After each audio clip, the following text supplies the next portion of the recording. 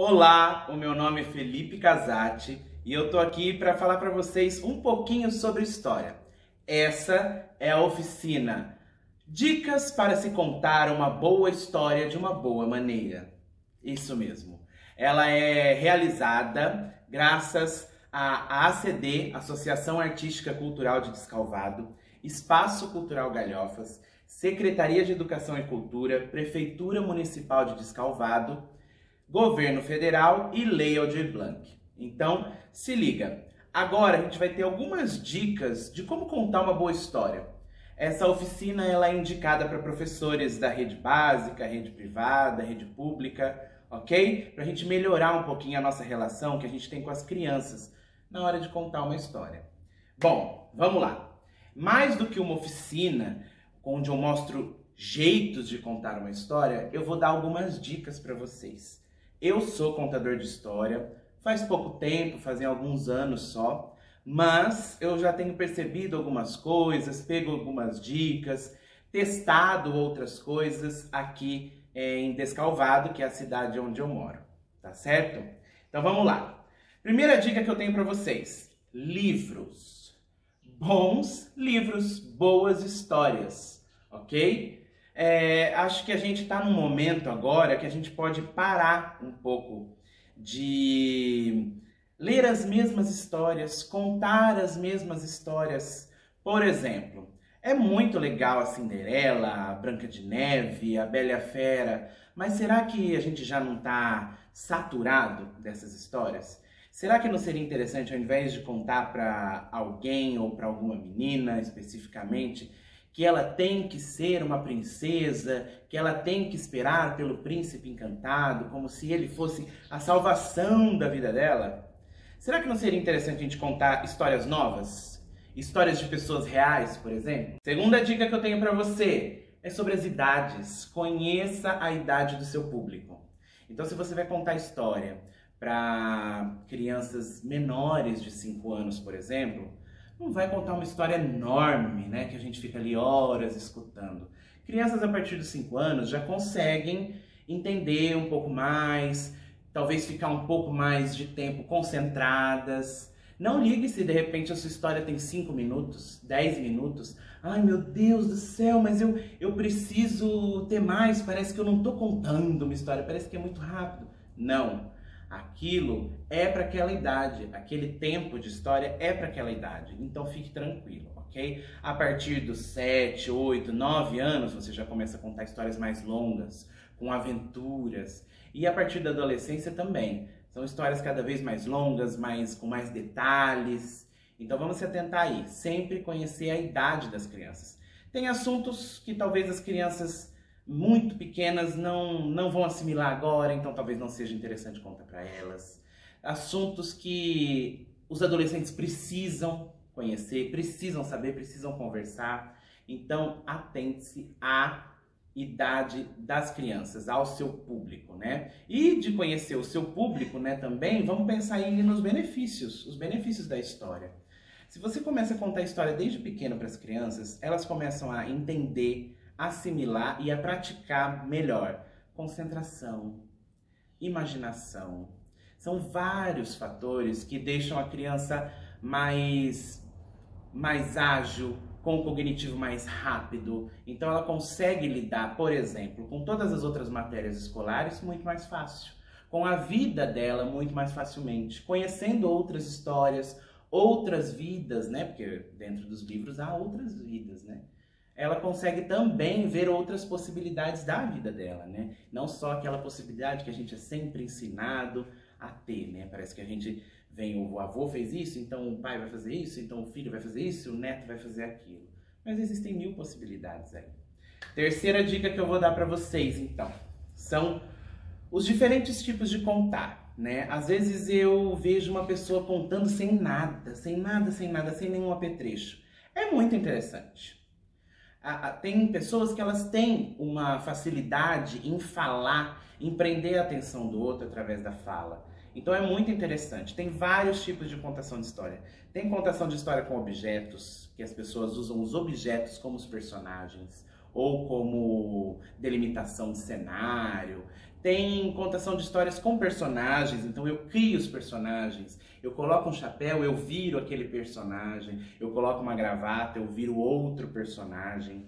Então tem vários tipos. Tem até aquelas contações de história mais elaboradas, que são contações de histórias grandes, né, com cenários.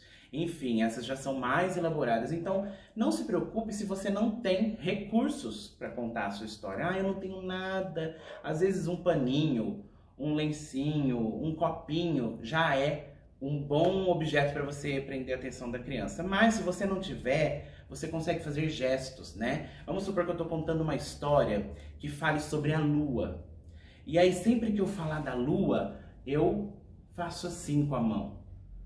As crianças vão assimilar esse movimento com a lua. Talvez elas até façam junto com você. Talvez quando você fizer sem falar nada, elas já... A lua, né? Ou então você pode até criar um jogo com as crianças deles fazerem a lua. Ou deles falarem, o que será que é isso mesmo? E eles vão falar a lua, com certeza. Então assim, crie a sua história. Fique um tempo planejando ela, né? Não é só ler e contar a história. Você tem que ter um contato com aquela história, você tem que sentir aquela história, gostar daquela história.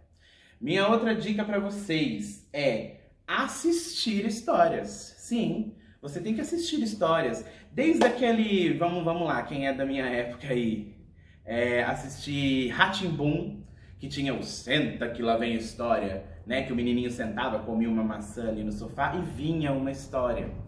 Tinha o Castelo Rá-Tim-Bum, né, que tinha as histórias da Caipora, que falava do Poranga e do Purunga, né, que eram dois indígenas que viviam ali aventuras na floresta. Então assista a história. Eu, por exemplo, tenho duas pessoas que eu assisti história assim que eu gostei muito, muito, muito, que é a Tânia Alonso, lá de Ribeirão Preto, e o Rafael Buglé.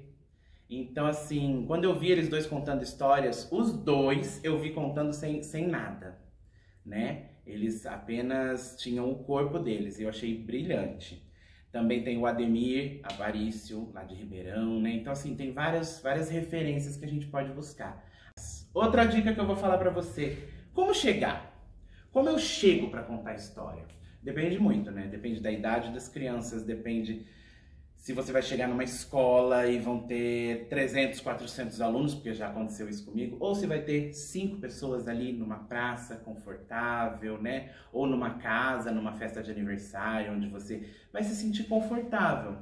Então, depende muito disso. Mas, geralmente a gente fala assim, essa chegança, né? Eu uso algumas técnicas dependendo da quantidade de pessoas, dependendo da idade dessas pessoas.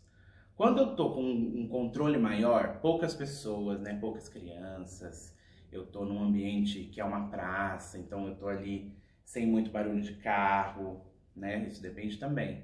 Eu vou montando as minhas coisas, então vamos supor que eu não tenha nada.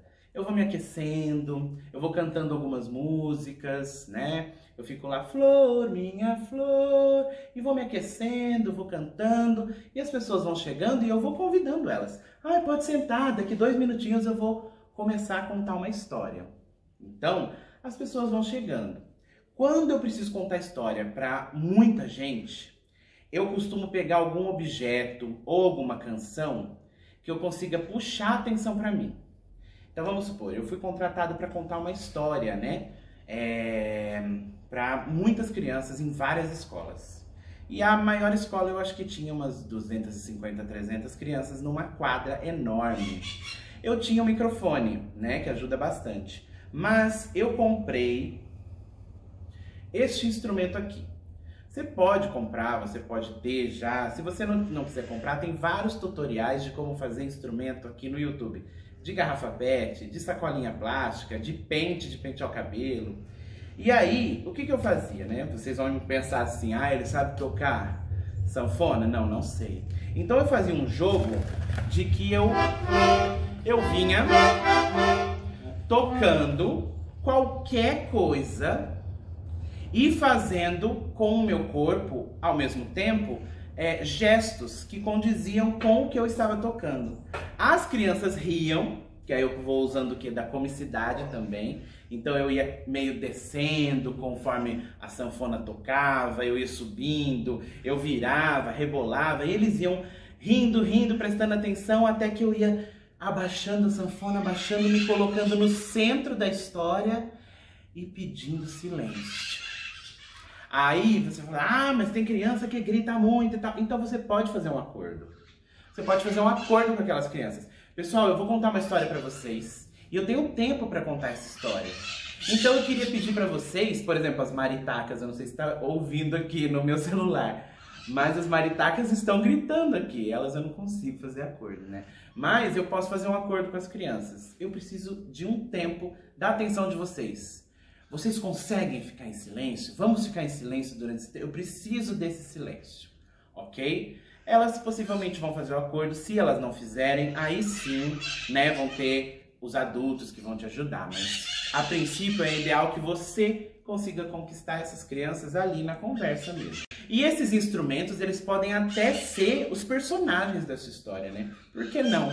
Por que não?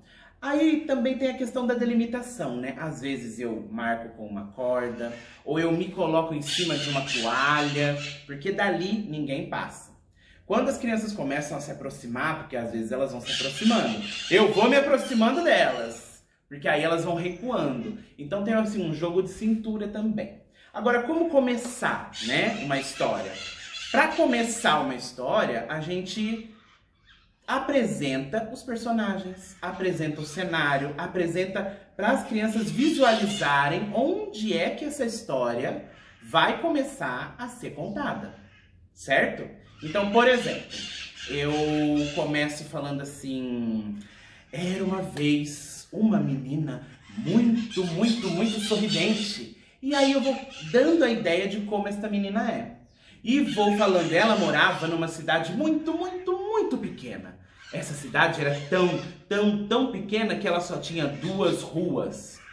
Sempre com contato visual com as crianças, sempre falando com as crianças, deixando elas encantadas com a criança, com a história. Agora, umas 2 últimas dicas. Se você é muito interrompido durante a sua contação de história, saiba que você não é ruim, tá bom? Tem coisas a melhorar. Então, use essas interrupções para você pensar. Se você é muito interrompido durante a contação de histórias, o que será que eu estou fazendo que está deixando brecha para que as pessoas me interrompam o tempo todo, para que as crianças me interrompam o tempo todo?